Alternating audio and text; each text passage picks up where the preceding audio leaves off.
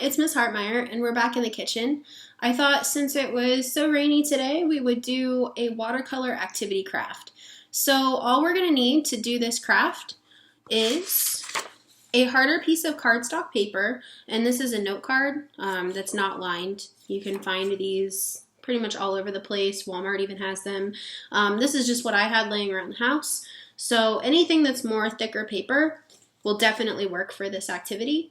I also have a workstation. I didn't have any newspaper, so here's just a plain piece of paper so that you guys could see some of the colors on the background. We're also going to need a plastic bag, and just your average sandwich bag will work, and some markers. So these work really well if you have the thicker Crayola markers, but for today I have some highlighters and some thin tip markers, and I'll show you what happens. So obviously before we get started, make sure that you have your parents' permission before doing this, because it does tend to get just a little bit messy. So let's start with the watercolors. So the first thing that we're going to do is we're going to have our cardstock in the middle, and we're going to take our plastic bag, it doesn't matter which side, and we're going to color with our markers on the plastic bag. It doesn't have to have a specific shape or anything like that. Make sure that y'all see this. Just wherever you would like to go with your marker is fine. So it doesn't have to have a pattern. It doesn't have to be any specific color. It can be whatever you decide. I kind of went with the same colors that are on my shirt. I also kind of like to go in and maybe do some fine tip markers in here too to add some texture. So I kind of like the brighter colors of this pack. And these are just your basic fine tip markers that you can use in a coloring book, things like that. Let's go ahead and try some blue. I like blue. So after you've got your plastic bag all colored up, it should look something like this. So against the white background, it kind of looks like this. And what we're going to do is we're going to put our note card right in the middle. Now, part of what makes this work is that we have to get it wet. So if you have an eyedropper for this, it would work really well. I do not have an eyedropper, so I'm just going to wet my hands in the sink really fast. And you don't need to saturate the paper, but we're just going to add a few droplets here and there. Make sure that the water is kind of in different places throughout the note card or cardstock, whatever you used. So after we've got our note card wet, you're going to take your plastic bag and you're going to place this face down on top of your note card or your cardstock. And the messier the better.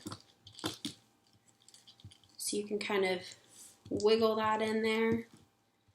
This is why I recommend having a workstation, because it does tend to get a little messy. And when you peel that back, set that aside, you should have some really cool watercolors on your note card.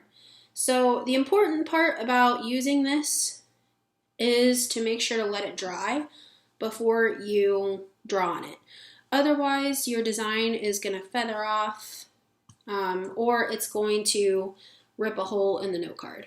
So depending on what kinds of designs you want to put on here and what markers you're using, I definitely recommend that you kind of let this dry first. So I went ahead and did one earlier, and this one is already dry. And it kind of has the same colors as my shirt. So, looks kind of like this. And I went ahead and started some music symbols on here for you. I like to just kind of place them all over the place, but if you want to do a staff and put them on the staff, you're more than welcome to.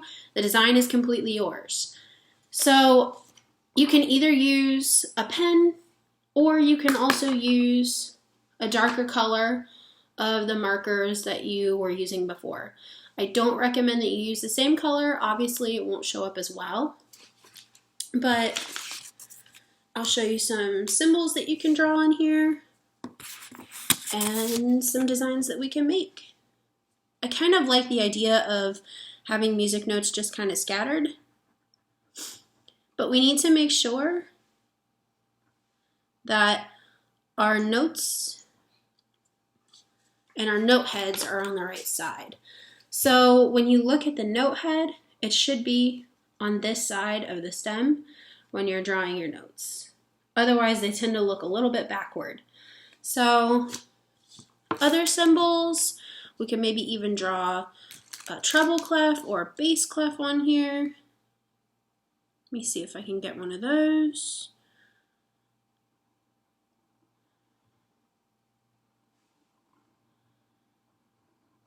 And I recommend when you draw a treble clef that you start with the swirly part. Kind of looks like this. So the swirly part is going to help it when you loop it around.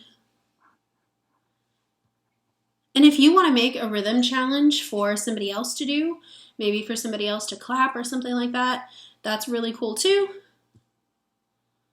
I'm also going to put some music terms on here that we've talked about in music class. So let's go ahead and put tempo terms. We said largo was slow. Presto was fast.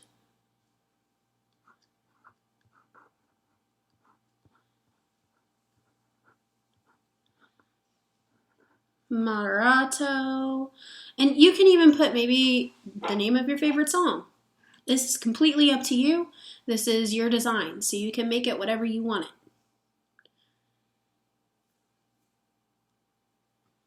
Maybe do some music symbols.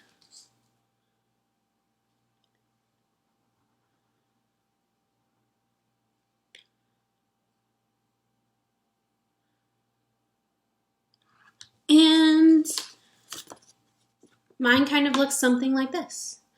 So I know my words are a little bit backward, but you guys can make it whatever you'd like. And I really hope that you can upload the video of you guys doing this, or maybe even just a picture of what you create. I'll see you guys later. Have a great day.